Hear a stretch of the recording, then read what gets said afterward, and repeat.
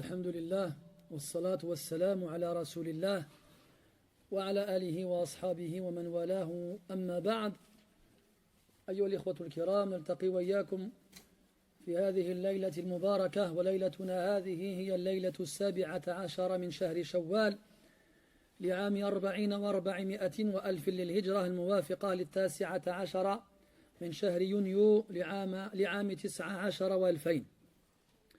كعادتنا نفتح كتاب الإمام البخاري رحمه الله تعالى في الأدب، وما زلنا بصدد قراءة الباب الذي هو بعنوان حسن الخلق إذا فقه، وانتهينا في الدرس السابق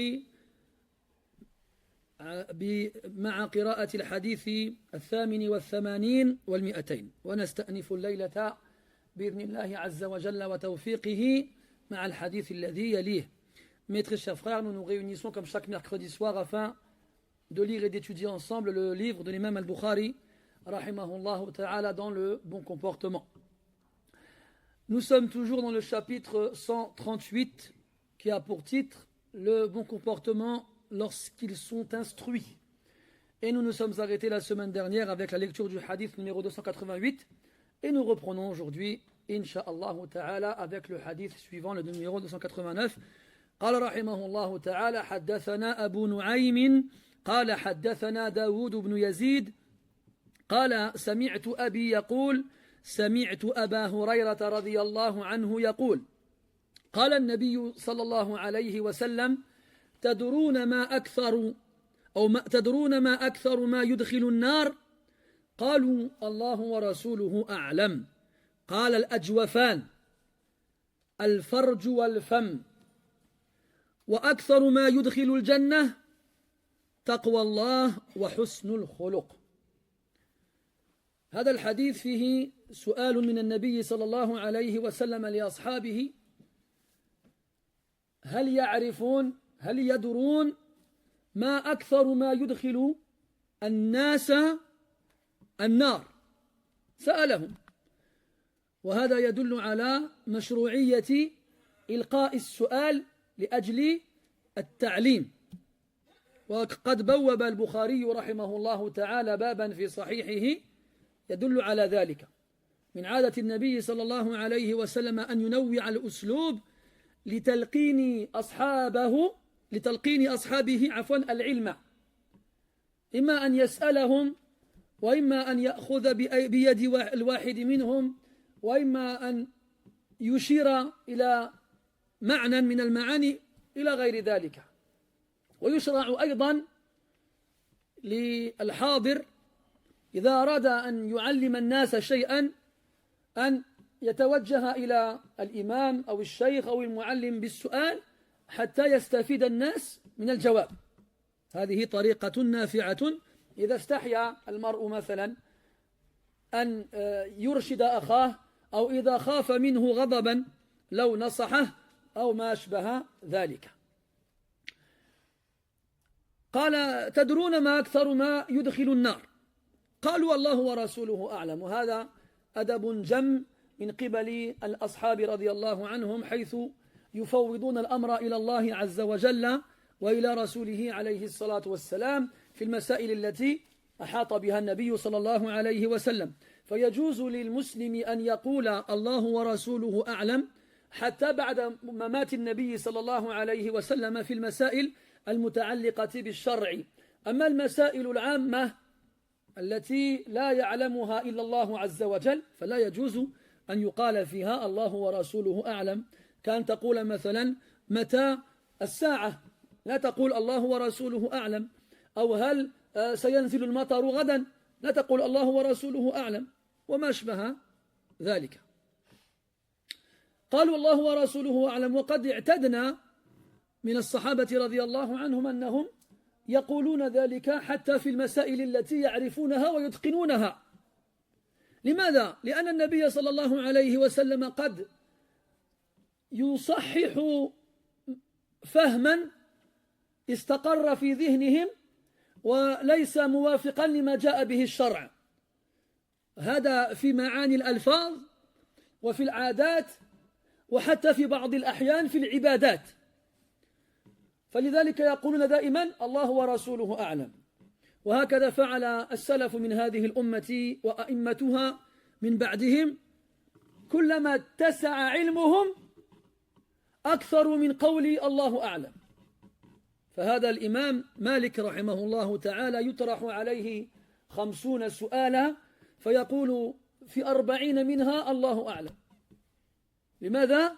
لأنه أحاط بخلاف الناس في هذه المسائل، فيصعب عليه أن يرجح بين هذه الأقوال، وأن يقطع وأن يجزم بأن فلانا معه الحق وليس مع غيره. وكان رحمه الله تعالى يقول عندما يجتهد ويعطي رأيه يقول إن نظن إلا ظنا وما نحن بمستيقنين. وكان الشافعي رحمه الله تعالى يقول بعد اجتهاده قولي صواب ويحتمل الخطأ، وقول غيري خطأ ويحتمل الصواب. هكذا كانوا يحترمون بعضهم بعضا، خلافا لما نحن عليه اليوم. نعلن الحرب لمن خالفنا في مسألة فرعية يسوغ فيها الخلاف. وقد تقرر في علماء الأصول قاعدة اتفقوا عليها جميعا، وهي لا إنكار في مسائل الخلاف. فجاء بعضهم وقال أن هناك مسائل لا عبرة بها ولا حظ لها من الخلاف، وهذا صحيح، لكن من نحن حتى نحكم على تلك المسائل أنها خارجة من هذا النطاق أو داخلة فيه. فنسأل الله عز وجل أن يعلمنا العلم النافع، وأن يعلمنا التواضع واحترام أهل العلم وآرائهم، وإن لم نكون قد وافقناهم عليها. Ce hadith-là est rapporté par Abu Huraira radiyallahu anhu. Il nous dit que le prophète alayhi salatu wassalam a interrogé ses compagnons radiyallahu anhum. Il leur a dit: est-ce que vous savez qu'est-ce qui fait rentrer le plus en enfer? Dès le départ de ce hadith, on peut dire qu'il est légiféré parmi les différents moyens utilisés par le prophète sallallahu alayhi wa sallam d'enseigner à ses compagnons et à travers eux à sa communauté, de leur poser des questions, à travers des questions. Il leur pose des questions pour susciter leur intérêt, pour les motiver à être attentifs à la réponse. Et Al-Bukhari, rahimahullah ta'ala, l'auteur de ce livre-là, dans son Sahih, nous dit que a carrément un chapitre entier qui s'appelle Kitab al-Ilm, le chapitre de la science, et dans ce chapitre-là, il y a un sous-chapitre qui dit enseigner à travers des questions. Donc le professeur va poser des questions à ses élèves dans le but de leur enseigner. Et donc le prophète le faisait souvent, alayhi salatu wassalam. Et il y avait d'autres moyens d'enseigner les choses aux compagnons radiyallahu anhum, comme le fait de le prendre par la main, comme il a fait avec Ubay ibn Ka'b, ou de lui mettre la main autour de l'épaule, comme il a fait avec Abdullah ibn Umar, ou bien de faire allusion à une chose pour pousser la personne à comprendre elle-même, et ainsi de suite. Et les compagnons radiyallahu anhum avaient l'habitude de répondre lorsqu'on leur demandait, lorsque le prophète leur demandait une chose, alayhi salatu wassalam, de répondre: Allah et son messager savent mieux. Allah et son messager savent mieux. Même dans les choses qu'ils maîtrisaient et qu'ils connaissaient, ils répondaient: Allah et son messager savent mieux. Pourquoi? Parce que de nombreuses fois, il s'avère qu'ils pensaient connaître la chose, mais le prophète les corrige, alayhi salatu wassalam. Soit parce que cette chose qu'ils connaissaient n'est pas dans son contexte. Donc chez al-Usuliyoun, les savants des fondements de la jurisprudence, on a un bab dans ces livres-là, un chapitre qui s'appelle Al-Haqiqatu wal-Majaz. Donc le concret et l'abstrait, si on veut rester simple. Et dans Al-Haqiqa, il y a 3 catégories. Il y a Al-Haqiqa al-Shar'iyya, il y a la réalité d'ordre légal, c'est-à-dire soumise à la loi d'Allah Azza wa Jal. Il y a la réalité soumise aux mœurs, aux us et aux coutumes, al-urfiyya. Et il y a la réalité al-lughawiyya, linguistique. Donc il arrive des fois qu'on ait un mot, mathalan, qui est une réalité linguistique qui n'est pas la même que sa réalité dans la législation. Comme le hadith où le prophète dit sallallahu alayhi wa sallam, Tadruna man al-muflis, savez-vous qui est le faillitaire? Ils ont dit le faillitaire chez nous, c'est celui qui n'a plus d'argent ni de biens. Il a dit non, c'est pas ça le muflis chez nous. Le muflis c'est celui qui arrive de la résurrection avec des montagnes de bonnes actions. Vous connaissez la fin du hadith. Donc des fois il leur corrigeait des sens pour leur faire comprendre qu'il y avait un sens à un mot dans leur perception linguistique, ou des fois dans leur perception traditionnelle, et une réalité dans l'islam. Et bien entendu, lorsqu'on a plusieurs réalités qui s'opposent, celle qui aura le dessus et la priorité, c'est celle de l'islam. C'est pour ça que les Sahaba radiyallahu anhum disaient Allahu wa rasuluhu a'lam. Tout le temps. Même quand c'était des questions qui pouvaient paraître simples et dont la réponse n'était ignorée de personne. Allahu wa rasuluhu a'lam. Est-ce que nous, on a le droit aujourd'hui de dire, si on nous pose une question, Allahu wa rasuluhu a'lam. Allah et son messager savent mieux. On a le droit lorsqu'il s'agit de questions relatives à la législation islamique. Parce qu'Allah Azza wa Jal a révélé au prophète sallallahu alayhi wa sallam toutes choses concernant sa religion. Et parce qu'il a transmis toutes choses concernant la religion d'Allah subhanahu wa ta'ala. Donc il est sûr et certain que le prophète connaît toutes choses en relation avec l'islam. Donc même après sa mort, si on nous demande une question relative à un jugement islamique, on peut dire Allahu wa rasuluhu a'lam. Par contre, dans des questions autres que celles relatives à l'islam, alors on ne peut pas dire Allahu wa rasuluhu a'lam, car le prophète ne savait pas tout dans l'univers. Il y a le hadith où le prophète a vu un homme planter des palmiers. Il lui a dit pourquoi est-ce que vous les plantez là et vous ne les plantez pas là-bas? Alors ils ont pensé que le prophète leur disait de ne pas les planter ici, mais de les planter plutôt là-bas. Alors eux, sam'an wa ta'atan, ils ont écouté, ils ont obéi, et ils ont pris les graines et les ont plantées là où le prophète leur a dit alayhi wassalam. Plus tard, ils se sont rendus compte que l'endroit indiqué par le prophète n'était pas mieux que l'endroit qu'ils avaient choisi pour eux-mêmes. Alors ils ont été voir le prophète, ils lui ont dit voilà, tu nous as dit la dernière fois de planter ici et là, et ce n'est pas forcément le meilleur endroit. Alors il leur a répondu Antum adara bi shu'uni dunyakum. Vous connaissez mieux les affaires en relative à votre vie de tous les jours. Donc aujourd'hui, si on nous demande quel temps on va faire demain, ou bien quand est-ce que l'heure dernière aura lieu, on ne peut pas dire Allahu wa rasuluhu a'lam. Mais dans les questions relatives à l'islam, à la législation islamique, il n'y a pas de mal à le dire. Puis, il a dit alayhi wassalam al-ajwafan. Al-ajwafan min al-muthanna min al-ajwaf. Wal-ajwaf, هذا اسم تفضيل من الجوف. والجوف هو الخلاء الداخل في الفم والحلق. وفي هذا الحديث في الصدر. الأجوفان في الصدر فيما يتعلق بالقلب. والفرج سمي فرجا من الفرجة وهي الفتحة. والفرج في الأصل فتحة بين الفخذين عند الرجال وعند النساء. عند الرجال وعند النساء. فهو خلاء بين الفخذين يكون فيه الفرج. وأما الجوف الذي يكون فيه القلب فهو في الصدر الأجوفان. فيشير إلى مكانين خاليين في الجسد، أحدهما في الصدر وهو يحوي القلب، والآخر بين الفخذين وهو يحوي الفرج. قال الأجوفان الفرج والفم. فأما الفرج فيعصى به الله عز وجل في الزنا. قال الله عز وجل والذين هم لفروجهم حافظون إلا على أزواجهم أو ما ملكت أيمانهم فإنهم غير ملومين فمن ابتغى وراء ذلك فأولئك هم العادون. فيجب على المسلمين أن يحفظوا فروجهم.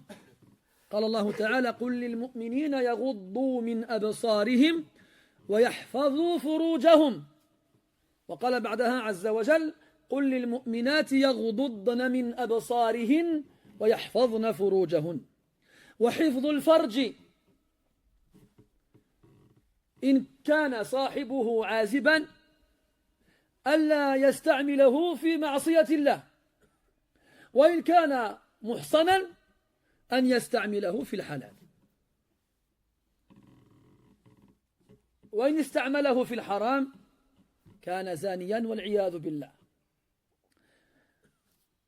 وقال والفم لو سألنا الناس اليوم عن هذين العضوين الفم والفرج أيهما أخطر على صاحبه لكاد الناس يتفقون على الفرج دون الفم، وهذا غلط وهذا خطأ. فالفم أشد خطورة على صاحبه من الفرج،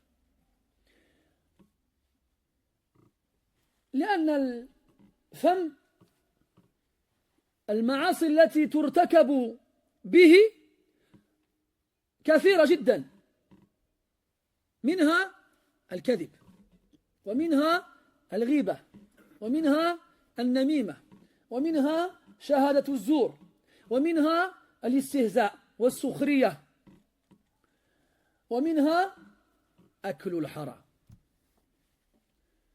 فالمسائل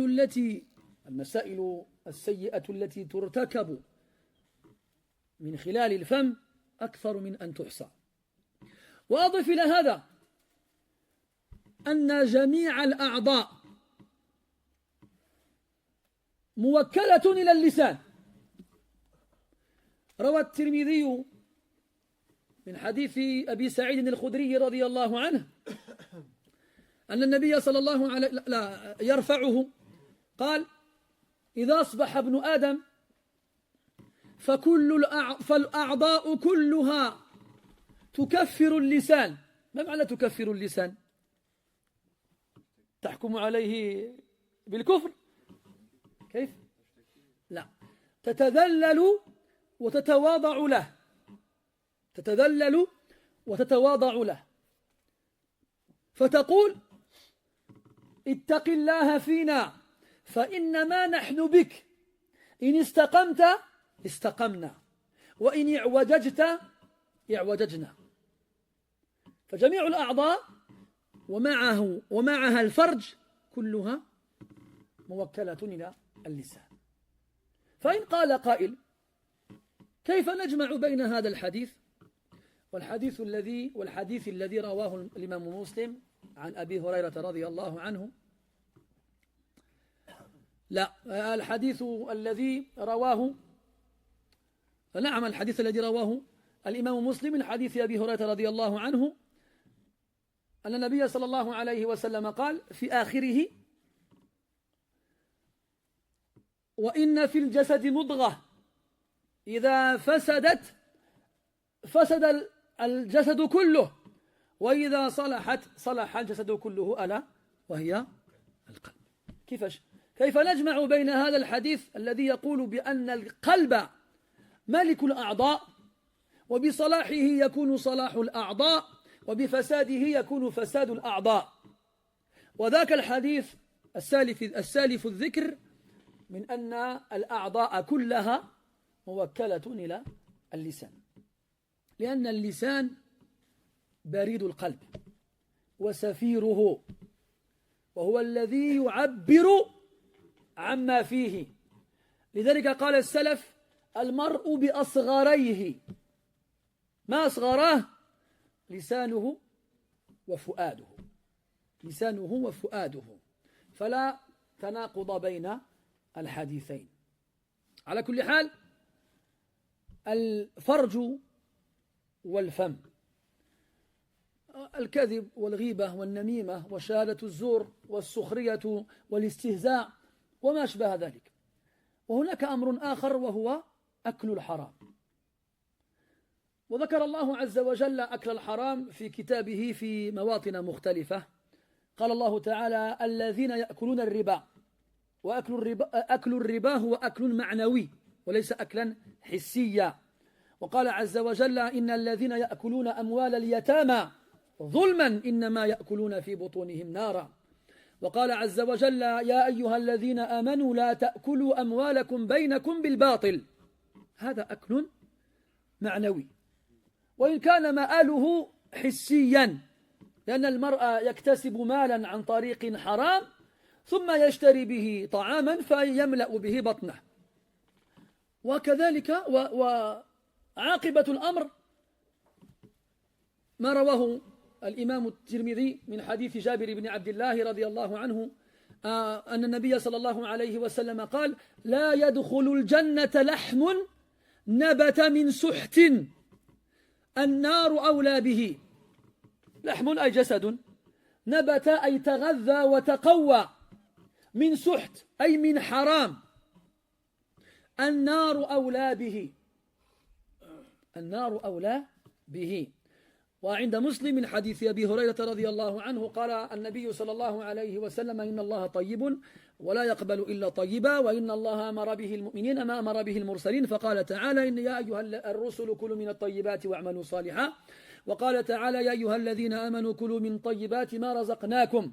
ثم ذكر الرجل يطيل السفر أشعث أغبر يمد يديه إلى السماء: يا ربي يا ربي، ومطعمه حرام ومشربه حرام وملبسه حرام وغذي بالحرام، فأنى يستجاب له، فأنى يستجاب له.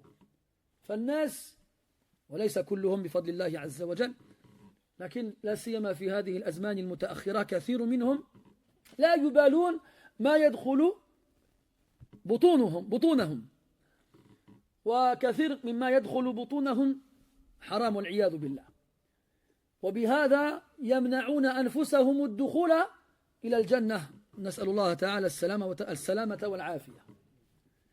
إذن الأمر في جد الخطورة، فيجب على الإنسان أن يحفظ فرجه، وأن يكون حفظه لفمه أشد من حفظه لفرجه. فالناس يتوقون أو يتقون الوقوع في الزنا، يعني بعضهم. والزنا كما تعلمون أقسام، فهناك زنا كبرى وأخرى صغرى، وكلها زنا. قال الله تعالى: ولا تقربوا الزنا، مما يدل على أن قبل الوقوع في الزنا الكبرى وقوعا في الزنا الصغرى. والزنا الصغرى لها أنواع وأشكال، وذكر النبي صلى الله عليه وسلم في الحديث أن العينين تزنيان، والأذنين تزنيان، واللسان يزني، والفرج يصدق ذلك أو يكذبه. هذا يؤكد ما قلناه قبل قليل، أن الفرج تابع وليس متبوعا، يأتي بعد ما تقرر في العينين واللسان والأذنين والفم واللسان على كل حال. طيب، donc qu'est-ce qui fait rentrer le plus en enfer? Alors là, on serait tenté de répondre avec plein de réponses différentes et variées. Et là, le prophète, il répond, alayhi salatu wassalam, les deux creux. Al-Jawf, al-Ajwaf, c'est une cavité creuse. Pour ceux qui ont fait du tajwid, on sait que makharij al-huruf viennent de plusieurs, sortent de plusieurs endroits. Et parmi les endroits dont sortent les lettres, on a le Jawf. Et le Jawf, on a huruf al-mad, c'est-à-dire les lettres du mad qui en sortent. Al-alif, wal-waw, wal-ya. مخارج الحروف 17 على الذي يختاره من اختبر للجوف ألف وأختاها وهي حروف مد للهواء تنتهي إلى آخر ما قال. Donc le jawf à la base ça fait référence à une cavité vide, une jawf. Et l'ajwaf, c'est un pronom superlatif qui indique que dans le corps on a plusieurs cavités vides, creuses, mais il y en a qui sont plus creuses que d'autres. Donc quand on fait référence aux deux cavités les plus creuses chez les Arabes, notamment ceux qui on s'adresse, on sait qu'il s'agit de la bouche et du sexe. La bouche, c'est clair. Vous allez me dire, il n'y a pas de problème. Tout la bouche, à l'intérieur, c'est une cavité creuse. Mais le sexe. Donc, dans les organes génitaux des hommes et des femmes, pour vous faire un dessin, pourquoi est-ce qu'on a appelé en arabe le sexe de l'homme et de la femme farj? Ça fait référence à l'furja. Vous avez déjà entendu l'imam, avant la prière, qui, lorsqu'il aligne les rangs, il dit la tada'u furujatin les shaytan. Ne laissez pas de fente. Une furja, c'est une fente. Ne laissez pas de fente pour le diable entre vous, qu'il n'aille s'immiscer entre vous durant la prière. Donc on appelle les organes génitaux en arabe fente parce qu'ils sont tous les deux une fente. Celui de la femme, c'est clair. Celui de l'homme aussi. Après, la différence entre l'organe génital de la femme et de l'homme, elle est à l'extérieur. Mais à l'intérieur, c'est pareil. À l'intérieur, ce sont deux cavités. Donc les deux choses qui font rentrer le plus en enfer sont les deux cavités les plus creuses du corps de l'être humain. Son organe génital, son sexe et sa langue. Qu'est-ce qu'on peut faire comme péché avec ces parties génitales, ces parties intimes qui font rentrer en enfer? Je vous le donne en mille, la fornication. Allah dit dans le Coran, وَالَّذِينَ لَا يَدْعُونَ مَعَ اللَّهِ إِلَهًا آخَرَ, et ceux qui n'invoquent pas avec Allah d'autres divinités, وَلَا يَقْتُلُونَ النَّفْسَ الَّتِي حَرَّمَ اللَّهُ إِلَّا بِالْحَقِّ, et qui ne tuent pas l'âme qu'Allah a interdit de tuer, sauf justement, وَلَا يَزْنُونَ, et qui ne forniquent pas. وَمَنْ يَفْعَلْ ذَلِكَ يَلْقَى أَثَامًا, et quiconque agit ainsi, il fornique, selon certains exégètes, il aura donc trouvé un énorme péché. Athama. Yuda'af lahu al-'adhabu yawm al-qiyamah. Nous lui multiplierons, nous lui rendrons le châtiment encore plus dur le jour de la résurrection. Wa yakhlud fihi muhana. Et il y demeurera éternellement humilié. Et là, éternellement, si c'est un croyant, c'est pas à prendre au premier degré, c'est-à-dire tellement longtemps que cette période qu'il passera en enfer ressemblera à l'éternité, même si elle se soldera par une sortie de l'enfer pour aller vers le paradis si c'est un croyant. Donc la fornication est un grand péché. Et celui qui fornique a fait quelque chose de grave. Il dit sallallahu alayhi wa sallam, la yazni zani hina yazni wa huwa mu'min. Le fornicateur ne fornique pas au moment où il fornique en étant croyant. Et au moment où il s'adonne à cet acte-là, il n'est plus digne d'avoir la foi. Alors elle le quitte, le moment où il accomplit cette action-là, puis elle le retrouve par la suite. Ce qui ne veut pas dire qu'il sort de l'islam, bien entendu. Mais que son degré de foi descend tellement bas que c'est comme si ce qui lui restait était insignifiant. Alors, avec donc les parties intimes, les gens désobéissent à Allah Ta'ala à travers la fornication. Et Allah nous ordonne dans le Coran de préserver notre chasteté. Il dit subhanahu wa ta'ala وَالَّذِينَ هُمْ لِفُرُوجِهِمْ حَافِظُونَ. Donc ainsi que ceux qui préservent leur partie intime. Comment préserver sa chasteté? Lorsqu'on est célibataire, c'est simple, de ne pas s'en servir pour désobéir à Allah Azza wa Jal dans le haram. Et lorsqu'on est marié, de s'en servir dans le halal. D'ailleurs, c'est pour ça que la charia, notre législation, fait la distinction dans la punition pour le fornicateur entre le célibataire qui n'a jamais été marié et le marié. Donc un, il n'a pas de quoi assouvir ses besoins physiques, ses pulsions, et fornique. Il devra donc être puni. L'autre, il a de quoi le faire, et il va quand même dans le haram. Donc forcément, ils ne sont pas au même piédestal. C'est pour ça que la punition qu'encourt celui qui a été marié est beaucoup plus forte que celui qui ne l'a jamais été. Taïb. Puis il dit la bouche. Alors là, on serait tenté de dire, si jamais on devait poser la question, entre le sexe et la bouche, lequel des deux est le plus dangereux pour l'humain, pour la personne? Donc la plupart des gens seraient quasiment tous d'accord pour dire le sexe. Mais ça, c'est dû à notre difficulté à valoriser les choses, à donner une valeur aux choses. Eh bien, sachez que la langue, que la bouche, est beaucoup plus dangereuse pour l'homme que ses parties intimes. Pourquoi? On a dit tout à l'heure que, avec ses parties intimes, le seul péché qu'on puisse faire, c'est forniquer. Il ne faut pas faire autre chose avec ses parties intimes que forniquer, en guise de péché. Alors que la bouche, on a comment dire, un éventail. Non, pas un éventail. Si. Un panel, c'est le mot que je cherchais. Je sais pas pourquoi j'ai pensé à éventail. Un panel vraiment très riche de péchés qu'on puisse accomplir avec la bouche. La langue elle-même nous fait dire plein de bêtises et nous fait avoir plein de péchés. Il y a le mensonge.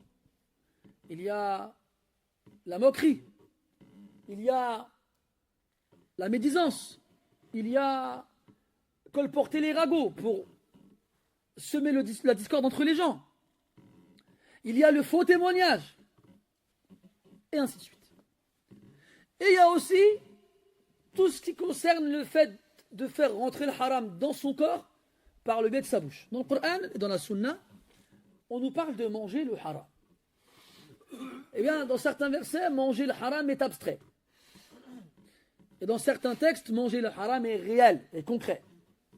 Allah Ta'ala dit, par exemple, pour les intérêts, l'usure, alladhina ya'kuluna riba, ceux qui mangent l'usure. L'usure, c'est pas un plat qu'on te ramène dans une assiette avec une fourchette et un couteau que tu manges comme tu mangerais des pâtes. Là. En fait, tous, qu'est-ce que l'usure? Il dit aussi, subhanahu wa ta'ala, que ceux qui mangent les biens de l'orphelin ne font que mettre dans leur ventre du feu. Manger les biens de l'orphelin, c'est utiliser leur héritage qu'on nous a confié et demander de garder jusqu'à ce que l'orphelin soit en âge de pouvoir s'occuper de son argent tout seul. Il dit aussi, subhanahu wa ta'ala, ô vous qui avez cru, ne mangez pas vos biens les uns les autres, bil batil, injustement, mangez. Là, ça fait référence à toutes les formes de façon, tous les moyens de s'accaparer les biens d'autrui, interdit, dans l'interdiction. Puis Allah Ta'ala dit, en parlant des gens du livre, Akkaluna lis-suht. Akkaluna lis-suht. Akkal ala wazni fa'al. C'est une forme qui indique la multitude, un grand nombre. C'est-à-dire qu'il mangeait beaucoup à suht. Qu'est-ce que suht? C'est haram. C'est tout ce qui est illicite. Le prophète dit sallallahu alayhi wa sallam, toute chair qui s'est développée par le suht, donc le haram, eh bien, est interdite au paradis. Et qui aura la priorité sur cette chair-là? L'enfer. Fannar awla bihi. Qui aura la priorité sur cette chair? L'enfer. Wal'iyadu billah.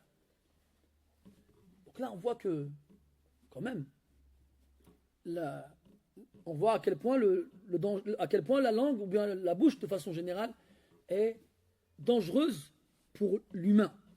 Et de là on comprend que elle est plus dangereuse pour l'humain que ses propres parties intimes.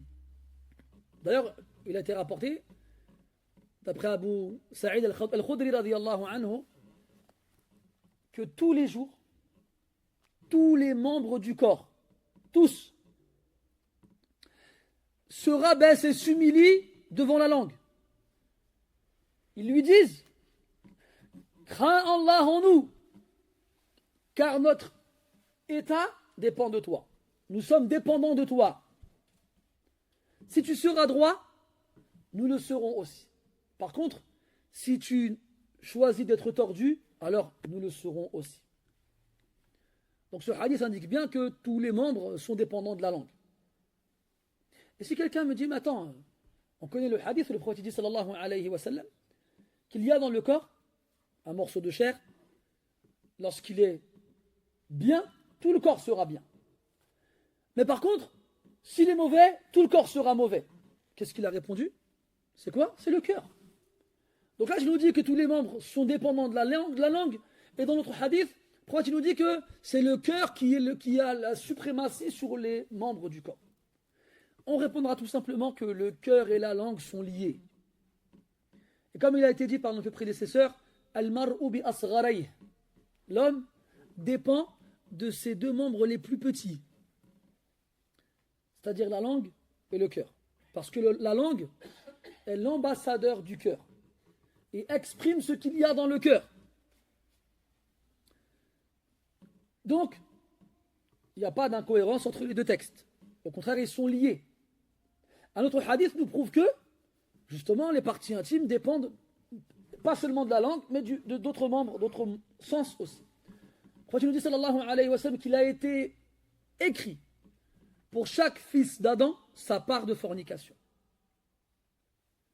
Il fornique avec ses yeux. Et la fornication des yeux sont le regard. Il fornique avec ses oreilles. Et la fornication des oreilles est l'ouïe. Il fornique avec sa bouche. Puis, ensuite, les parties intimes vont donner raison aux yeux, aux oreilles et à la bouche, ou leur donner tort. Donc on comprend à travers ce texte-là que les parties intimes de la personne ne font que suivre et ne sont pas suivies. Il y a toujours un point de départ. Toujours. Vous savez, on vit une époque un peu difficile, dans laquelle quand tu dis aux gens, par exemple, faites attention à la mixité, faites attention aux femmes dans votre entourage, évitez de vous isoler avec elles, ne leur serrez pas la main. Après, dis aux احنا وحوش ما عندناش الحق نتكلموا مع الناس. Quand on dit ça aux gens, il y a certains qui le prennent mal, s'énervent, se sentent attaqués, se sentent accusés. Pourquoi? Je ne sais pas, c'est bizarre. Mais c'est quoi? Qu'est-ce qu'on a, nous? On n'est pas des animaux sauvages. On a le droit de vivre en société. J'ai le droit de parler avec les gens dans mon bâtiment ou autre. Oui, mais pourquoi Allah, dans le Coran, il nous demande de baisser nos regards? Regarde dans Surat An-Nur. Dis aux croyants, قُلْ لِلْمُؤْمِنِينَ, قُلْ, c'est Allah qui demande au prophète de le dire aux croyants. يَغُضُّوا مِنْ أَبْصَارِهِمْ. Premièrement, qu'ils baissent leur regard. Puis, وَيَحْفَظُوا فُرُوجَهُمْ. Et qu'ils préservent leur chasteté. Donc tu comprends que pour préserver sa chasteté, il faut baisser son regard. Et que c'est parce que tu as laissé tes yeux traîner que ça entraîne la fornication. Et il dit ça aux croyants comme aux croyantes. Donc, les yeux jouent un rôle très important. Puis il y a le fait de parler avec les gens. Parler avec une femme. Sans besoin réel ou quelconque. Oui, on est d'accord que parler avec une femme dans le besoin, la baisse, pas de mal. On n'est pas non plus des gens qui vont raser les murs en disant aux femmes ne nous parlez pas. Non, dans la sunna et chez les musulmans, les hommes et les femmes parlent. Mais en respectant des conditions. En faisant preuve de pudeur, les uns comme avec les autres. Mais les femmes aujourd'hui ne sont pas pudiques. Illa man rahima rabbuk. Elles ne sont pas pudiques. Ah, viens, tape dans le dos comme ça va, tu vas bien, fais-moi la bise. Oh! Moi, ce qui me tue, c'est qu'aujourd'hui, on vit une époque où, avant, quand tu avais une barbe, ça calmait les femmes. Ils disaient, bon, laisse tomber, c'est un barbu, lui, il n'y a pas moyen. Maintenant, ça ne l'est plus. Même avec une barbe, tu as des gens qui te font des sourires, des fois, tu te retournes. Moi? Vous vous frottez les yeux le matin quand vous vous lavez le visage. Je comprends pas. À la kulihal, ça n'est même plus un frein. Et puis aussi, de l'autre côté, on s'est un peu trop permis des choses avec elle. Sous prétexte que, oui, non, faut donner une bonne image aux musulmans, faut montrer qu'on est ouvert, il a akhiri, ouais, ouvert, mais jusqu'à où? C'est quoi le degré d'ouverture? C'est où le stop? Il est où le frein où tu t'arrêtes? Il est où? Il est où? À la kulihal, Allah était dans le Coran. Cherche dans le Coran, tu ne trouveras pas une fois wala taznu. Ne forniquez pas. Je te dis pas. Je te dis wala taqrabu zina. N'approchez pas la fornication. C'est comme on avait dit avec les hudud de façon générale. La taqrabu tilka hududullahi fala taqrabuha. C'est pareil. Allah il a mis des limites. Ne les approchez pas. Parce que des fois, la nuance qui existe entre la limite et ce qui la précède, elle est très très difficilement perceptible. Il dit sallallahu alayhi wa sallam Karra'i yar'a hawla al-hima yushiku an yarta'a fi. Ala wa inna li kulli malikin hima, ala wa inna hima Allahi maharimuh. C'est comme le berger qui fait paître ses bêtes à côté de la limite de son territoire. Il est très probable que ces bêtes se retrouvent à paître dans le territoire de son voisin. C'est pareil. Tout roi, tout propriétaire a des limites dans sa propriété. Et les limites d'Allah Azza wa Jal sont ses interdits. La taqrabu zina. Donc tout ce qui ramène à zina, on ne doit pas s'en approcher. Parler avec une femme, autre que dans le besoin, s'isoler avec elle, la regarder. Après, on a des chouyours, si on peut leur donner cet attribut, qui disent non. C'est que pour ceux qui ont des mauvaises intentions. Mais si ton cœur il est pur, la baisse. Wallah ajib hada. Wallah ajib, les meilleurs des hommes, ils ont le cœur plus pur que tous les autres réunis. Et ils ne regardaient pas les femmes. Il y a une femme qui a dit à son mari jour de l'Eid, après Salat l'Eid, elle a dit Kam imra'atin hasna ra'ayta bayna dhahabika wa awdatik. Elle lui a dit, bon, c'est les femmes, elles sont jalouses, hein. Elle a dit, combien de belles femmes tu as vues entre ton départ à la mosquée et ton retour? Elle a dit, Wallahi ma ra'aytu ghayra ibhami, ou ma nadartu ila ghayri ibhami. Elle a dit, par Allah, je n'ai pas regardé autre chose que mon pouce. Il marchait comme ça, regardez. Il disait que Rabi' ibn Khuthaym, rahmatullahi alayhi, les femmes, quand elles passent à côté de lui, elles disaient quoi? Na'udhu billahi min al-ama. Elle pensait qu'il était aveugle. Quand il voyait des femmes, il fermait les yeux puis il marchait comme ça. Quand on dit quoi? Qu'Allah nous protège de la cécité. Ces hommes-là, Allah il a immortalisé leur évocation dans les livres d'histoire jusqu'à ce que 1000 ans plus tard ou plus, on est là en train de s'estomaquer devant leur prouesse. Par contre, toi et moi, quand dans 1000 ans plus tard, diront, ah, tu te rappelles l'autre là? Ouais, il sortait ses yeux, regardait les gens comme ça avec. Non. Ça ne marche pas comme ça. Les gens ils viennent, ils disent, non, si jamais tu as des bonnes intentions, c'est pas grave. Hajib hadi, wallah hajib. Bon, c'est marqué dans le Coran, liman fasadat niyatuhu. C'est marqué, baisse ton regard et puis c'est tout. Quand il a dit, an-nadaru sahmun mahsmoumun min sihami iblis. Quand il dit, le regard est une flèche empoisonnée des flèches de shaitan. Et il dit aussi, sallallahu alayhi wa sallam, al-oula lak wa thaniyatu alayk. Le premier regard, il est pour toi, le deuxième, il est contre toi. Subhanallah. Et il nous dit aussi, sallallahu alayhi wa sallam, que le regard, yankutu naktatan sawda fil qalb. Que quand tu regardes une chose qu'Allah t'a interdite, billah alayk. Allah t'a dit de regarder les oiseaux, les arbres, les murs, les pommes, les chiens, les voitures, les chaussures. Non. Qu'est-ce qu'Allah t'a interdit de regarder? Ben, les femmes qui ne sont pas permises. En dehors de ça. C'est pour ça qu'Allah a dit min absarihim. Il n'a pas dit absarahum, min tab'id, une partie de leur regard. Parce qu'il y a des femmes qu'ils peuvent regarder, les femmes de leur famille, leur mère, leur fille, leur sœur, leur nièce, leur tante. Bien sûr, hein, avec certaines limites, on est d'accord. Et il y a leurs épouses. Et il y a les filles qui ne sont pas pubères. Donc, il y a les ménopausées, les qa'id. Donc il existe certaines catégories de femmes qui ne sont pas interdites au regard, soit complètement, soit partiellement, ala kulli hal, ala tafsil, alladhi ta'rifunahu. Mais que tu viens de me dire, non, il a dit mine. Donc une partie de leur regard, ça veut dire que je peux regarder d'autres personnes. Après, eux, ils ont interprété le mine avec la bonne intention. Si j'ai une bonne intention, j'ai le cœur pur, mashallah. Il aurait pu monter sur le nuage magique de Son Goku. Tu connais le nuage magique de Son Goku? Ça, c'est une vanne pour les jeunes, les anciens ne connaissent pas. Des fois, je dis à mes enfants, si tu avais le cœur pur, tu pourrais monter sur le nuage magique de Son Goku. Regarde comme ça qu'on ne pas. Vous savez, les Arabes avant, ils donnaient des références avec Al-Mutanabbi, avec Jarir, Al-Akhtal et Farazdaq. Vous ne les connaissez pas, vous, Al-Farazdaq et Al-Akhtal et Jarir. Je vous parle de ce que vous connaissez. Hadithun nas bima ya'qiloun. Une fois, je faisais un dars comme ça, et j'ai voulu attirer l'attention sur l'importance de répéter une chose jusqu'à ce qu'elle finisse par rentrer dans ta tête et ne jamais sortir. Je regarde le principe des pubs avec le slogan. Tu as un slogan, la pub, tu t'en souviendras pas, mais le slogan, tu ne l'oublieras jamais de ta vie. Après, je te donne un exemple, je te donne un mot comme ça. Je dis, si je vous dis, quand il y en a marre, vous me répondez, il y a marre. Donc c'est automatique, ça sort tout seul. Après, il y a un frère, un mashallah, un petit malin, il vient me voir après le dars, il me dit, Akhi, tu crois que les ulama, ils parlent de malabar dans leur doulos? Je dis, mais les ulama, ils parlent aux gens avec ce qu'ils connaissent. Et moi, je parle aux gens avec ce que je connais. Le prophète nous a dit, hadithun nas bima ya'qiloun. Parlez aux gens avec ce qu'ils comprennent, avec ce qu'ils connaissent. Moi, je peux te parler de Mutanabbi et de l'Akhtal et de Shanfara. Tu connais Shanfara, toi? تكون شاد الفرح عبد الرؤوف تكون عنتر بن شداد Subhanallah, les ulama, c'est des références comme ça qu'ils ont. Mais malheureusement, ces références-là ne sont pas les nôtres.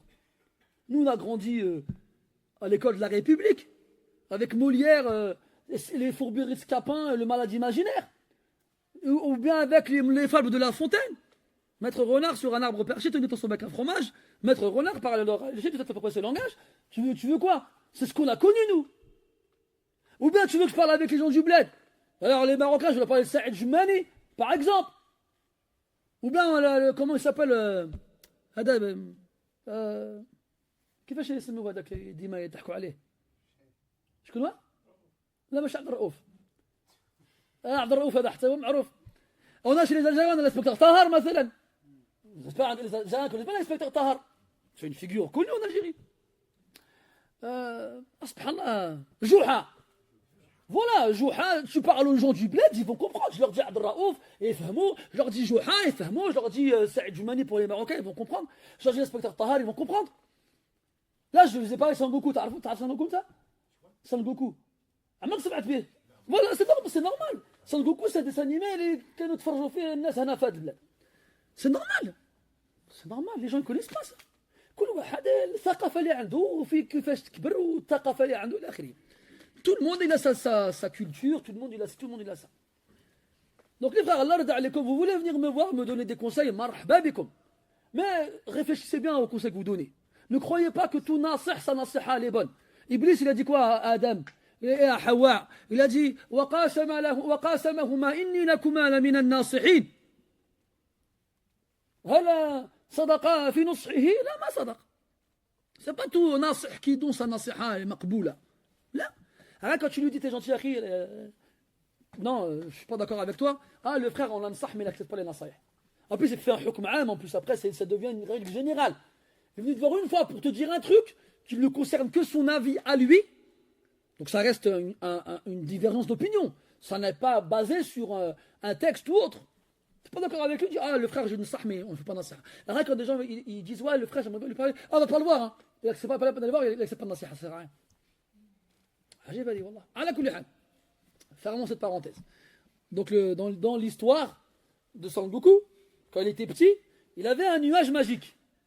Un nuage magique avec lequel il pouvait se déplacer dans les airs. Mais la condition pour monter dessus, c'était d'avoir le cœur pur. Si ton cœur n'était pas pur, tu passais à travers. Voilà. Maintenant, tu connais l'histoire de Sangoku. Donc, ils te disent, ouais, moi j'ai le cœur pur. Moi j'ai le cœur pur. J'ai le droit de regarder les femmes. Masha'Allah. Elle dit, Zouina, dit, wallah. Masha'Allah, elle est très bien celle-là. Comment tu as le cœur pur, toi? Qui peut dire ici, mon cœur, il est pur? Qui? Allah dit, ajiba, wallah. Allah, moi je donne pas cher de la pureté de mon cœur. Hein. Si on me proposait de le vendre, je ne vendrais pas cher. Hein. Je ne vendrais pas cher. Je ne le vendrais même pas. Je sais quoi, regarde, lèche.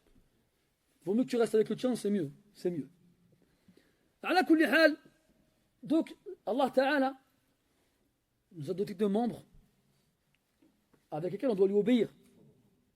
On ne doit pas s'en servir pour lui désobéir. Et ces membres-là sont très liés aux parties intimes. Et si on s'en sert mal, eh ben, quel sera le résultat, quel sera l'aboutissement, quelle sera la finalité? الزنا والعياذ بالله. ثم قال عليه الصلاة والسلام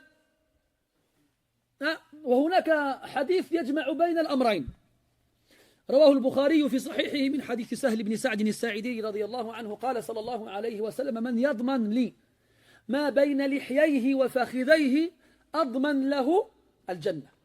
Il y a un hadith qui fait le lien entre les deux. Sa bouche et ce qu'on a entre les jambes. Et dit alayhi salatu wassalam, quiconque me garantit ce qu'il a entre les mâchoires et entre les cuisses, je lui garantis le paradis. Donc, comme ce qui fait rentrer le plus en enfer, c'est le sexe et la bouche, eh bien celui qui les préserve, on lui garantit le paradis. Voilà. Et c'est par leur opposé que les choses deviennent claires. طيب. ثم قال عليه الصلاة والسلام وأكثر ما يدخل الجنة. هذا سؤال آخر تابع للأول. أتدرون ما أكثر ما يدخل النار؟ قالوا الله ورسوله أعلم. فأجاب الأجوفان إلى آخره، ثم قال وأكثر ما يدخل الجنة، فقال تقوى الله وحسن الخلق. وهذا يذكرنا بحديث رواه الترمذي وغيره عن معاذ بن جبل وأبي ذر رضي الله عنهما أن النبي صلى الله عليه وسلم قال اتق الله حيثما كنت واتبع السيئة الحسنة تمحها وخالق الناس بخلق حسن. تقوى الله هذه في معاملتك ربك عز وجل، وتقوى الله أن تتقي أو أن تجعل بينك وبين عذاب الله وقاية بفعل ما أمر واجتناب ما نهى عنه وزجر. وما حسن الخلق فمعاملتك الناس. فهذان الأمران يجمعان كل شيء، المعاملة مع الخالق والمعاملة مع المخلوق. فمن أحسن معاملته مع الله عز وجل ومعاملته مع الناس فحري به أن يكون من أهل الجنة. أما من أحسن معاملته مع الله وأساء معاملته مع الناس فهو على شفا هلكة، كهذه المرأة التي سأل الناس عنها عبد الله بن عباس رضي الله عنهما. قالوا هناك امرأة تصوم النهار وتقوم الليل لكنها تؤذي جيرانها بلسانها. ماذا كان جواب عبد الله بن عباس؟ هي في النار والعياذ بالله.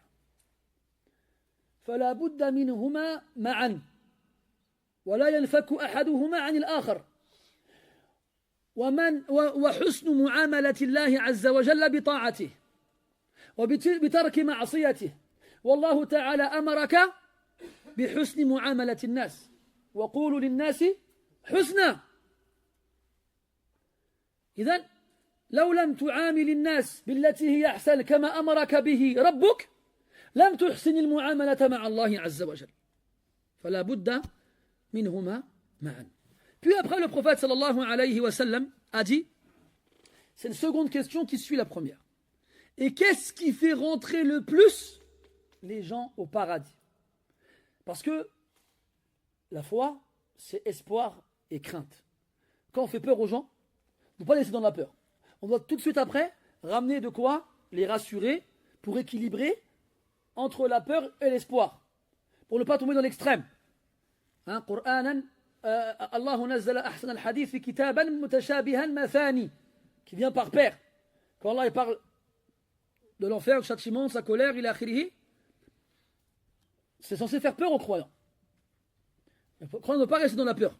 Ça peut avoir des mauvaises répercussions sur lui. Alors, on doit rééquilibrer pour ne pas qu'il tombe dans l'extrême, en le rassurant. Donc dans le Coran, en général, Allah Ta'ala, lorsqu'il parle de ce qui fait peur, parle ensuite de ce qui rassure. Ou bien à l'inverse, lorsqu'il parle de ce qui rassure, il suit avec ce qui fait peur. Taïb. Qu'est-ce qui fait rentrer le plus au paradis? Après avoir dit ce qui fait rentrer le plus en enfer, taqwa Allah wa husnul khuluq.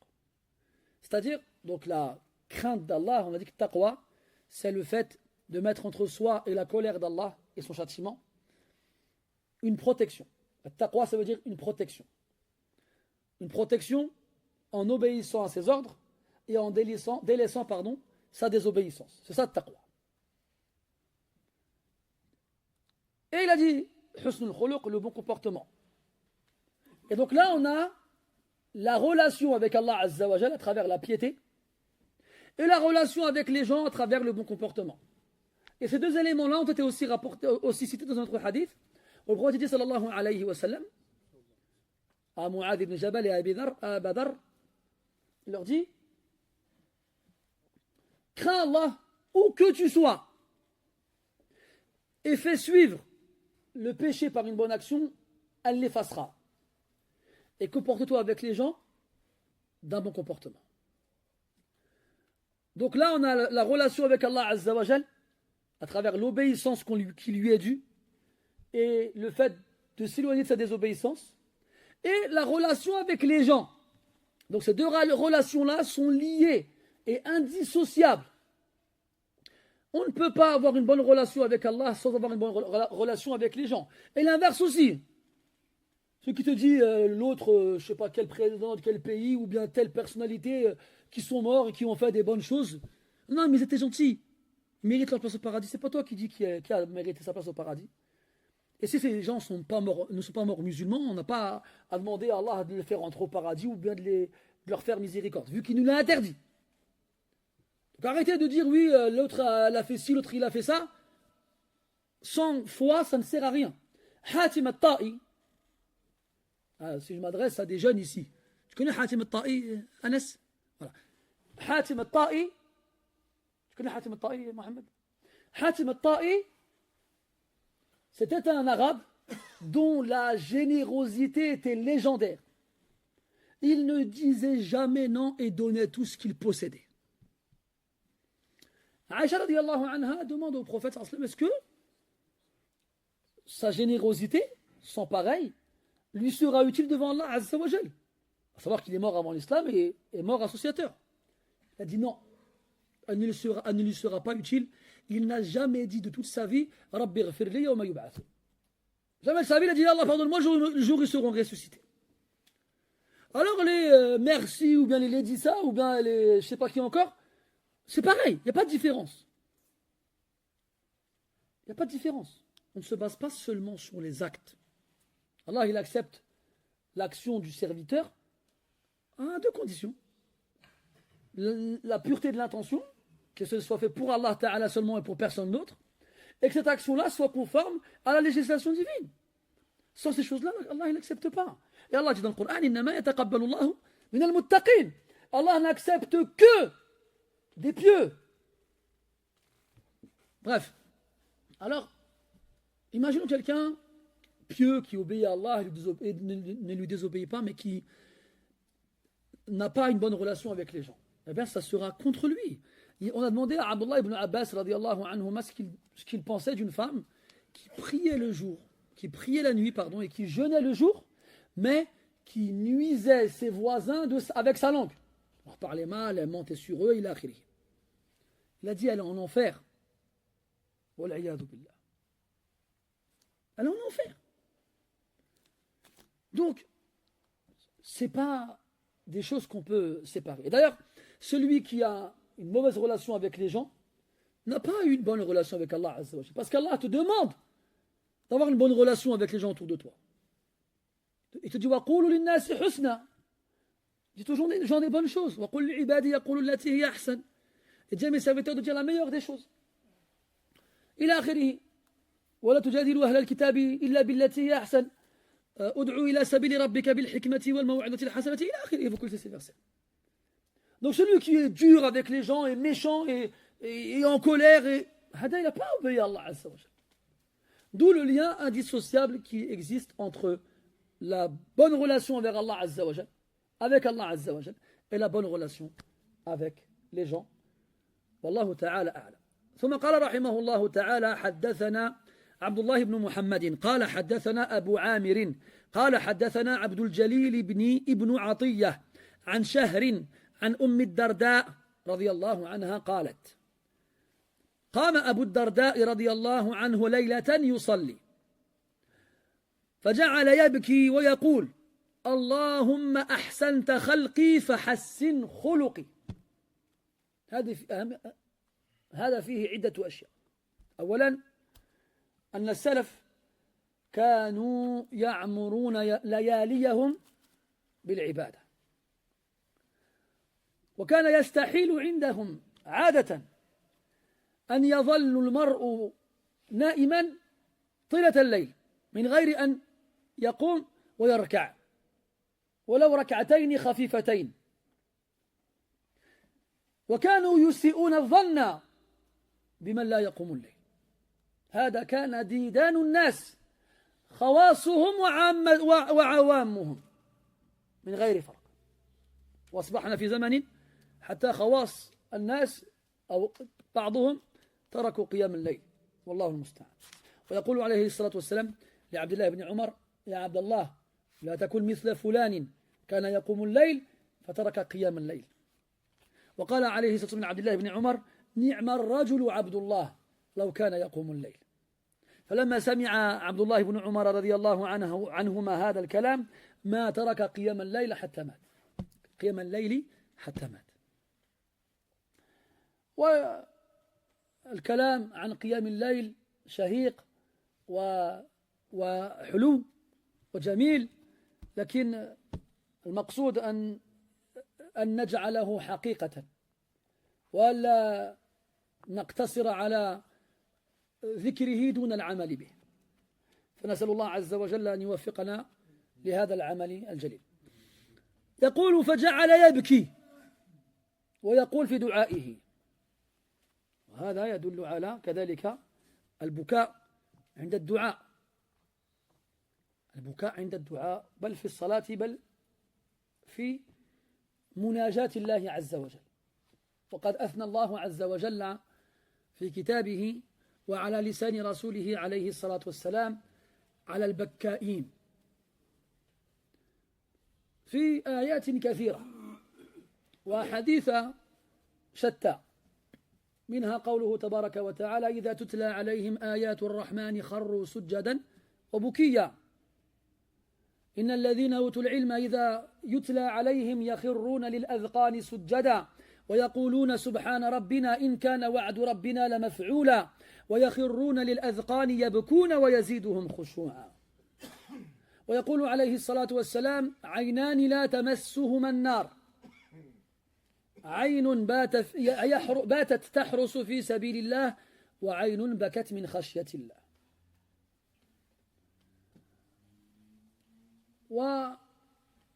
والتضرع إلى الله عز وجل المصحوب بالبكاء حري أن يفتح له باب الإجابة، فمن أدام قرع باب الله عز وجل يوشك أن يفتح له، كما قال غير واحد من أهل العلم. طيب، يقول: اللهم أحسنت خلقي، فهذا اعتراف من حسن صنع الله عز وجل في الخلق. وهذا مر معنا في درس التفسير عند قوله تعالى: لقد خلقنا الإنسان في أحسن تقويم، وقوله تعالى: يا أيها الإنسان ما غرك بربك الكريم الذي خلقك فسواك فعدلك أو فعدلك في أي صورة ما شاء ركبك. فصورة الإنسان أكمل الصور وأحسنها، فهذا اعتراف بحسن صنع الله عز وجل. كما أحسنت خلقي، كما أحسنت خلقي فأحسن خلقي.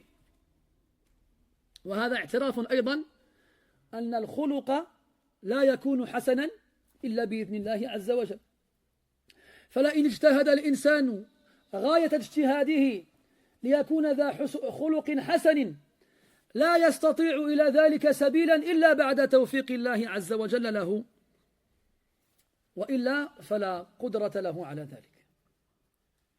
فإذا علمت هذا وأيقنت بهذا فاسأل الله عز وجل أن يرزق لك خلقا حسنا.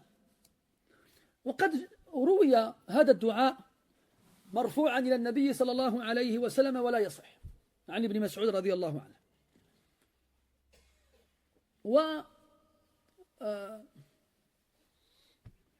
وروي أيضا أنه كان يقوله عندما ينظر إلى صورته في المرآة. ذكر النووي رحمه الله تعالى في كتابه الأذكار هذا الحديث تحت باب مشروعية قولي اللهم كما أحسنت خلقي فأحسن خلقي عند النظر إلى المرآة. تنظر إلى نفسك في المرآة فتقول اللهم كما أحسنت خلقي فأحسن خلقي. وهذا لا يصح مرفوعا إلى النبي صلى الله عليه وسلم، فهذا ضعيف. لكن توسع كثير من أهل العلم لا سيما الفقهاء في جواز استعمال الدعاء والأذكار ولو نقل إلينا عن طريق ضعيف، ما دام لا يعتقد الإنسان النبي صلى الله عليه وسلم قاله. على سبيل المثال ما روي عن النبي صلى الله عليه وسلم أنه كان يقول بعد خروجه من الخلاء بعد أن قال غفرانك يروى أنه قال الحمد لله الذي ذهب عني الأذى وعافاني. هذا لا يصح إلى النبي صلى الله عليه وسلم، والعلماء يعرفون هذا، ومع هذا يستحبون أن يقول الإنسان هذا الكلام بعد خروجه من المرحاض.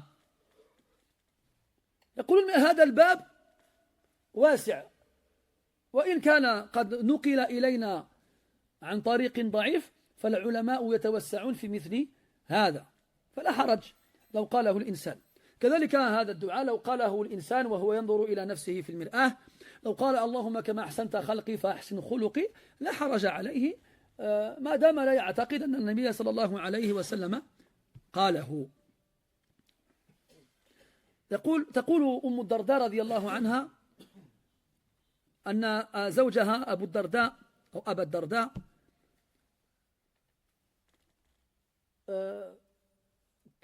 أصبح ليلة أو قام ليلة يصلي فجعل يبكي ويقول اللهم أحسنت خلقي فحسن خلقي حتى أصبح أي ليلته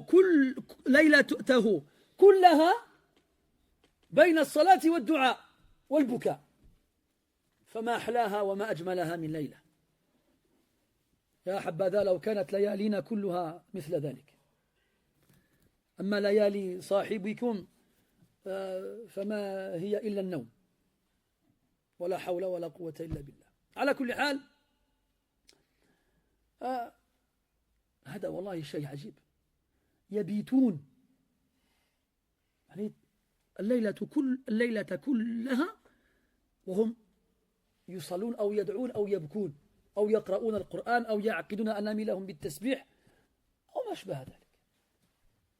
الليلة كلها عجيب. وهذا مروي عن النبي صلى الله عليه وسلم وعن أصحابه الكرام رضي الله عنهم وارضاهم، وعن أسلاف هذه الأمة، وعن الأئمة من بعدهم إلى عهد قريب، حيث انشغل الناس عن العبادة في لياليهم، فإما تراهم ساهرين أو نائمين. ونحن لا نجزم أن الناس كلهم تركوا قيام الليل، لكن للأسف الشديد أصبح أمرا نادرا. جاءني رجل ذات يوم وهو طاعن في السن كبير جدا، له في أذنه آلة تعينه على السمع، ويمشي متكئا على العكاز، فقال لي لا أحفظ من القرآن إلا القليل. وهذا الرجل يصلي في هذا المسجد، لا أحفظ من القرآن إلا القليل. جاءني رجلان أنا الآن تذكرت، سبحان الله أمرهما متشابه، فكلاهما لا يحفظان من القرآن إلا السور الأخيرة من القرآن، وكذلك لا يحسنون ترتيل هذه السور، فيتساءلون يقولون أنا أقوم الليل ساعة أو ساعتين قبل الفجر وأصلي بقل هو الله أحد وقل أعوذ برب الفلق وقل أعوذ برب الناس فقط، هل يجوز ذلك؟ والله ما علمت ما أقول له، بل يجب أن أسألك أنا لمن يحمل القرآن في صدره ولا يقوم به الليل، ما حكمه هذا؟ عجيب. على كل حال ليلته كلها وهو يصلي ويبكي ويدعو. تشبهوا إن لم تكونوا مثلهم إن التشبه بالكرام فلاح. لا تعرضن بذكرنا مع ذكرهم ليس الصحيح إذا مشى كالمقعد. على كل حال. Puis, dans le hadith suivant, on a Darda, radiallahu anha, une femme qui a vécu à l'époque du prophète, sallallahu alayhi wa sallam, et dont l'époux est un compagnon aussi, qui nous parle de son époux. Abu Darda. Abu Darda, c'est un homme exceptionnel. C'est un personnage qui se distinguait des compagnons par sa forte personnalité. Et il faudrait en parler un jour pour vous rendre compte de comment les compagnons étaient différents et variés et se distinguaient les uns les autres de leur personnalité.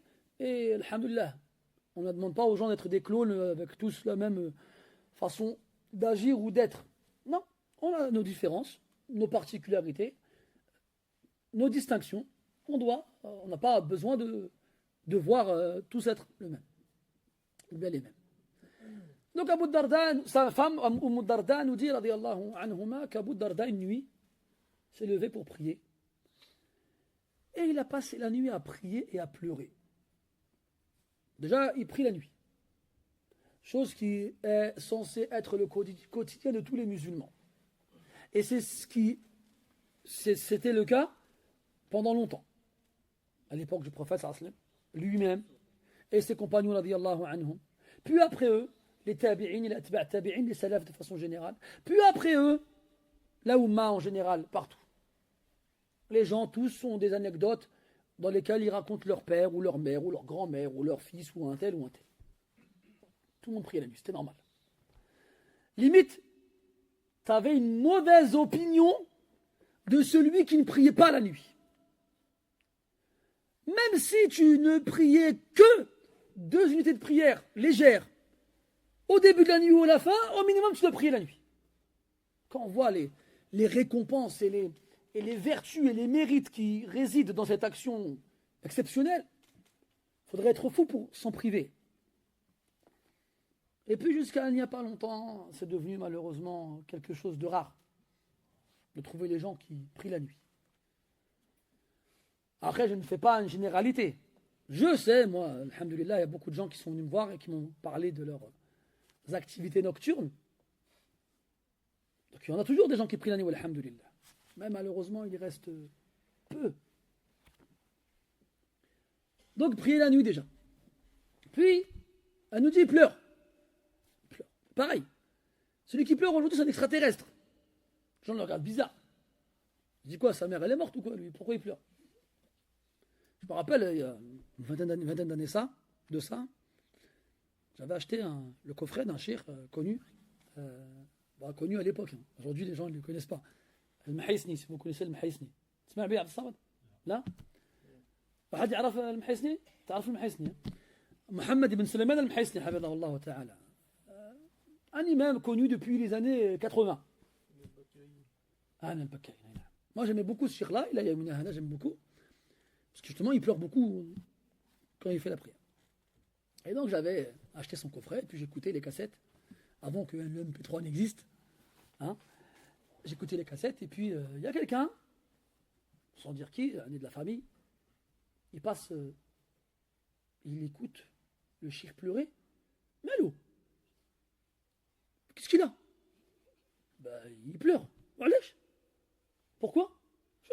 Écoute, il a lu, il a été touché par la lecture, par le sens, et puis voilà. Elle est d'Akshiril Kdoub. Wow. En marocain, en gros, c'est que du mensonge, ça. D'Akshiril Kdoub. Fait exprès. Waouh. Pourquoi? Là, tu étais tranquille, fait afia. On t'a rien demandé, personne t'a rien demandé. Là, tu t'es mis dans les problèmes, là. Là, tu vas arriver devant Allah Ta'ala, cet homme-là va le trouver, toi, le dire, va lui dire, toi, excuse-moi, j'ai parlé sur toi, vas-y, va le trouver, toi, va. Pourquoi on se met dans les problèmes, mes frères? Pourquoi? T'es épargné. Laisse les gens là où ils sont. Dis du bien ou tais-toi. Si ce que tu as dit n'est pas plus beau que le silence, alors tais-toi. Pourquoi il faut absolument qu'on vienne et qu'on dise il est comme si. Pourquoi? Allah, on n'a pas une bonne opinion les uns des autres. Pourquoi? Allah, shay ajib, Allah. Shay ajib. Allah, je dis voilà, tu étais tranquille. Tu ne demandais rien à personne. En plus, cette personne-là, machin, c'est quelqu'un, je le connais. C'est quelqu'un taïb, c'est quelqu'un qui ne parle pas sur les gens. Toi, tu es parti parler sur un imam qui fait des cassettes depuis des années, qui est écouté par des milliers de personnes, qui a été une cause pour que les gens apprennent le Coran, il a akhiri. Pourquoi? Alash Mohim, ala kulli hal. Donc, Voilà, il y a des gens qui soit ils vont se dire il fait exprès, lui, de pleurer, ou bien ils se disent quoi, parce qu'il ça se trouve sa femme elle est morte, ou bien elle est malade, ou bien il s'est fait virer du travail, ou bien il pense ça. Allah agit. Pourtant Allah Azza wa Jalla, il a fait les éloges de ceux qui pleurent dans le Coran, et le prophète dans la Sunna, c'est écrit dans le Coran. Et dans la Sunna. Allah dit dans le Coran, lorsqu'on leur récite les versets du tout miséricordieux, ils plongent prosternés et en pleurant. Et dans l'Isra, Allah Ta'ala dit, ceux à qui la science a été donnée, lorsqu'on leur récite le Coran, ils se prosternent, ils se jettent en prosternation. Et ils disent que soit sanctifié notre Seigneur, certes sa promesse est véridique. Et ils se prosternent à nouveau, et ils pleurent, et ils ne cessent de s'humilier et de se recueillir. Encore plus. Dans le Coran. Quand il dit sallallahu alayhi wa sallam, il y a deux yeux qui ne seront jamais touchés par le feu de l'enfer. Jamais. Un œil qui a passé la nuit à veiller dans le sentier d'Allah, et un œil qui a pleuré par crainte d'Allah. Il y a un autre hadith où dit que l'œil qui a pleuré par crainte d'Allah ne rentrera en enfer que lorsque le lait pourra revenir dans le téton, dans le mamelon. Tu as une vache et que tu appuies sur le pi. Dis le pi ou la pi de la vache? Bon, tu as compris. La main de la vache. Eh ben vas-y, essaye de faire retourner le lait à l'intérieur, toi. Ou là, l'alarme, quand tu pleures. Est-ce que tu peux... T'as vu quand on a le nez qui coule, tu fais... Hop, ça remonte à l'intérieur. Tu renifles. Mais tu ne peux pas faire ça avec les larmes. Quand les larmes, elles quittent ton corps, elles ne reviennent plus. Eh bien, le jour où les larmes reviendront dans les yeux, où le lait retournera dans les mamelles, alors les gens qui ont pleuré par crainte d'Allah, ils rentreront en enfer. Là-bas, c'est tout. Ça, c'est darb al-mithal bil-mustahil. C'est un usloub ma'rouf chez les Arabes. Ça, c'est une comparaison avec l'impossible. C'est comme quand Allah a dit dans le Coran, إن الذين كذبوا بآياتنا واستكبروا عنها لا تفتح لهم أبواب السماء ولا يدخلون الجنة حتى يلج الجمل في سم الخياط. C'est la même chose.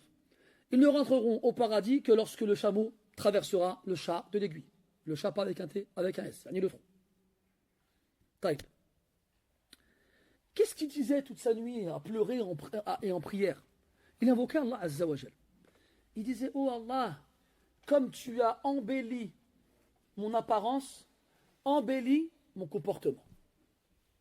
Dans cette invocation-là, il y a une reconnaissance de la perfection de la création d'Allah subhanahu wa ta'ala. Dans le Coran, Allah ta'ala dit, nous avons créé l'être humain de la meilleure façon. Celui qui t'a créé, t'a parfait et t'a rendu droit. Alors, tu reconnais qu'Allah t'a créé de la meilleure façon. Tu regardes tes yeux, tu regardes ton nez, tu regardes tes oreilles, tu regardes ta tête, tu regardes tes épaules, tu vois une harmonie, une symétrie parfaite. Tu regardes tes phalanges, l'espace qui sépare chaque phalange, l'espace qui sépare le doigt de la paume, il est akhirihi, c'est, regardez les vidéos qui ont été faites à ce sujet-là, c'est comment ils appellent ça, le nombre d'or, hein, le nombre d'or. Inch'Allah. On parle de Son Goku, vous connaissez, mais on parle de nombre d'or, il n'y a plus personne. Hein. Ala kulli hal, c'est le nombre parfait. Hein? C'est le nombre d'or. Ala kulli hal, donc Allah nous a créés parfaitement. Là-dessus, c'est déjà fait, khlas. Alors, comme Allah nous a créés parfaitement, on lui demande de parfaire notre comportement. On avait déjà dit que al-khuluq, c'est ton image intérieure. Et al-khalq, c'est ton image extérieure. Donc celle qui est visible les uns aux autres, c'est le khalq, ou bien le khilqa. Celle qui est à l'intérieur, c'est le khuluq. Vous avez remarqué que c'est les mêmes lettres. Kha, lam, qaf. Et donc on comprend à travers cette invocation aussi que pour avoir un bon comportement, il faut demander à Allah Azza wa Jal. Il faut demander à Allah subhanahu wa ta'ala. C'est lui qui te le donne, ce bon comportement-là. Comme on l'avait dit dans un hadith précédent, كما أن الله قسم الأرزاق فيقسم أيضا الأخلاق. Comme Allah Ta'ala, il partage les subsistances, il partage aussi le comportement. Donc c'est lui qui choisit, qui décide qui a un bon comportement et qui n'en a pas. Donc c'est vers lui qu'il faut revenir, c'est vers lui qu'il faut retourner pour avoir un bon comportement. Il y a des gens qui font des pieds et des mains pour avoir un bon comportement, ça ne marche pas. Maintenant, quelqu'un, il est colérique. Quelqu'un qui est, comme on dit, susceptible, à fleur de peau. La moindre phrase qu'il n'aime pas, qu'il n'accepte pas, directement, sa couleur change, son visage se transforme, et presque il va te sauter à la gorge. Après, tu lui dis, mais quand même, faut pas se mettre en colère. Il dit, je sais, mais j'arrive pas. J'ai fait des efforts, mais j'arrive pas. Ah. Peut-être que tu n'as pas suivi le bon ordre. Tu as mis la charrue avant les bœufs. Est-ce que tu as demandé à Allah Ta'ala sincèrement de te donner un bon comportement avant de faire les efforts pour? C'est comme ça qu'il faut commencer. C'est par ça qu'il faut commencer. Puis on a cette invocation-là, donc ici c'est Abu Darda qui l'a dit, radiyallahu anhu. Elle a été attribuée au prophète, sallallahu alayhi wa sallam, mais avec une chaîne de narration faible. Elle a aussi été attribuée au prophète, sallallahu alayhi wa sallam, avec une chaîne de narration faible, dans une circonstance particulière, lorsqu'on contemple son reflet dans le miroir. On a tous des miroirs maintenant à la maison, c'est rare de trouver quelqu'un qui n'en a pas. On trouve même des gens, des fois, dans la rue qui se regardent avec leur téléphone, au cas où, on ne sait jamais, tout ce qui n'irait pas. On est devenu narcissique, qu'on le veuille ou non. Si on devait compter le nombre de fois qu'on se regarde dans le miroir, je pense que par jour, on est en moyenne au moins à 10 fois. Au moins. Dans nos salles de bain, il y a 2 miroirs minimum. On a un devant et un derrière. Il y a même des armoires dans les salles de bain avec plusieurs portes sur lesquelles il y a des miroirs. Et quand tu ouvres les portes, eh ben à l'intérieur, il y a des miroirs aussi. Chez mes parents, ils avaient une armoire comme ça. Quand j'étais petit, j'aimais bien. J'ouvrais toutes les portes et on avait un miroir derrière aussi. Et je regardais ma tête dans tous les angles. Tu vois? Je la voyais pas en 3D, en 9D. Je voyais mes oreilles, je voyais ma tête, je voyais tout. Tout. Ala kulli hal. Donc on est quand même un petit peu légèrement narcissique. Hein? Narcissique, pour ceux qui ne savent pas, ça veut dire quoi? C'est ceux qui aiment leur personne. Ça fait référence à Narcisse, un personnage de la mythologie grecque, qui est resté tellement longtemps à contempler son reflet sur un lac qu'il est mort. T'imagines toi? C'est comme le Schtroumpf coquet. Tu te rappelles du Schtroumpf coquet dans les Schtroumpfs? Il avait toujours un miroir, il avait une fleur au creux de l'oreille, il passait son temps à se regarder. Ben Narcisse, il était allongé au bord d'un lac, donc l'eau était limpide et claire, et il regardait son reflet dans le lac comme on se regarde dans un miroir. Il était tellement... Oh, comment t'es trop beau, toi! Il est resté longtemps, il regarde sa tête. Ça, il a oublié de manger, il a oublié de manger et de boire, et puis il est mort. Quelle bête, quelle mort stupide. C'est comme... ils nous ont parlé dans les faits divers d'un japonais qui jouait à un jeu vidéo pendant une semaine. Il est mort. Mort de faim. Il a réussi à mourir de faim en jouant au jeu vidéo. Il a oublié de manger. J'ai oublié. Agib ça. Après, quand on dit aux gens qu'il y a des sahaba qui faisaient le wissal pendant 15 jours, ils disent ouais, c'est bizarre. C'est possible. Voilà, c'est possible. Quand tu es à fond dans ce que tu fais, tu oublies père, mère, nourriture et boisson. Ça y est, ton corps il se déconnecte. Il n'y a plus que l'âme qui est connectée. Donc, il y a une invocation qui attribue au prophète sallallahu alayhi wa sallam. Comme quoi, quand tu te regardes dans le miroir, tu dis cette chose-là. Allahumma kama ahsanta khalqi fa ahsin khuluqi. Comme tu as embelli et parfait mon apparence, alors embelli et parfait mon comportement. Cependant, cette invocation n'est pas authentique. Elle est faible. Et là, on a 2 écoles chez les savants, que ce soit les savants du hadith ou les fuqaha. Et sachez que la majorité est relative à ce que tu comprends et entends par la majorité. Mais si on se base sur la grande majorité en comparant toutes les générations des savants, eh bien sache que la grande majorité des savants tolèrent l'utilisation des hadiths faibles dans les invocations. Et c'est connu chez les fuqaha, dans beaucoup de chapitres, par exemple, quand tu sors des toilettes, ce qui est légiféré, c'est de dire Ghufranak. Je demande à Allah de te pardonner. Puis il est légiféré aussi de dire Alhamdulillah, alladhi afani adhaba anni al-adha wa afani. Que soit loué celui qui m'a débarrassé de la pureté et m'a épargné. Cette invocation, elle est faible. Et même les fuqaha qui la rapportent dans leurs livres savent qu'elle est faible. Je crois qu'ils ne le savent pas. Tu crois avec toi qui sait que le hadith est faible ou il n'est pas faible. Je crois avec toi. crois que pendant des générations, des savants du hadith, il y en a eu des milliers, mais il n'y a que toi qui sais que le hadith il est faible ou il ne l'est pas. Et ça, c'est connu dans chez le fuqaha de l'Hanabila.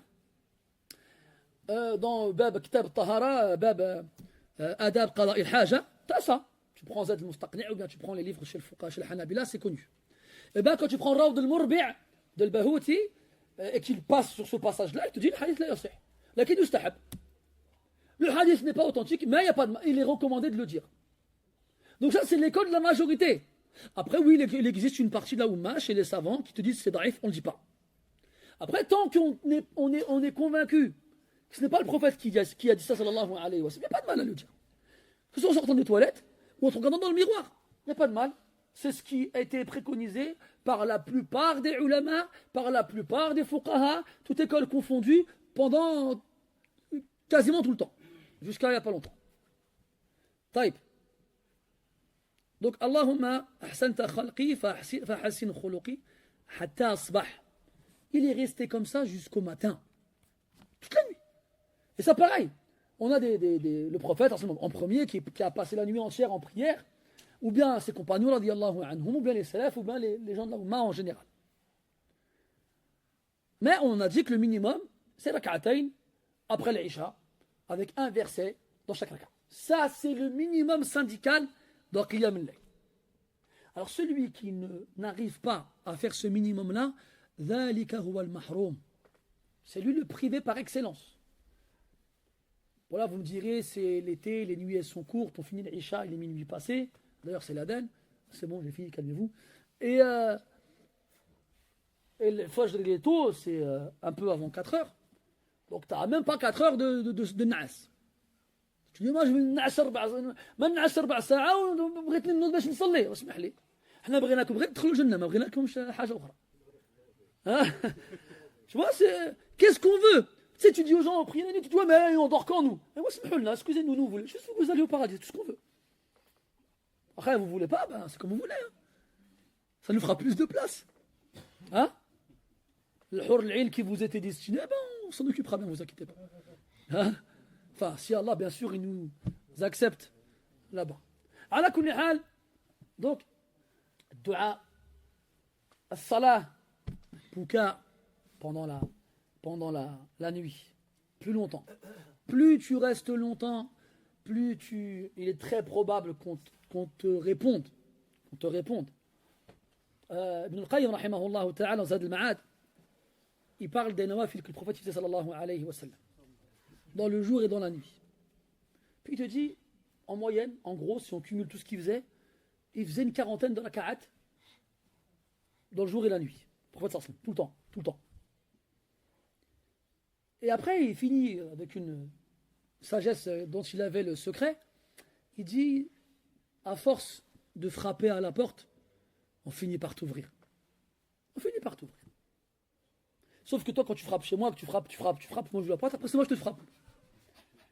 Mais Allah Azza wa Jal, il aime t'entendre l'implorer. Il aime t'entendre le supplier. Pareil avec, je vous avais donné l'exemple qu'Ibn Jawzi avait donné dans Saïd al-Khatir, rahmatullah alayh, avec le papa et son enfant qui veut un bonbon. Papa, tu m'achètes une friandise? Je connais la pub qui va. Bon, bref. Alors, il dit non. Alors, le petit, il s'énerve. Il insiste. Je veux une friandise? Non. Le petit, il devient tout rouge. Il crie. Je veux une friandise? Non. Et le petit se met à pleurer. Je veux une friandise? Non. Et le petit jette par terre. T'as vu le petit qui jette par terre et qui tape avec leurs poings, qui tape avec leurs pieds? Toi, t'as envie de l'écraser, t'as envie de l'attraper, t'es loin. Mais tu peux pas, il y a les gens qui te regardent. Ils vont appeler les services sociaux, tu vas finir dans un poste. Dis voilà, Carole, dis ce que tu veux. On serre les dents. Tu vas voir, hein? Donc tu finis par céder. Eh bien, fais pareil avec Allah Azza wa Jal. Fais pareil. Insiste. Répète. Pleure. Et Allah Ta'ala, il va te donner ce que tu lui demandes. Mais la différence, c'est qu'il aime t'entendre. Insister. Allah yuhibbul ilhaha fi du'a. Allah, il aime l'insistance dans l'invocation.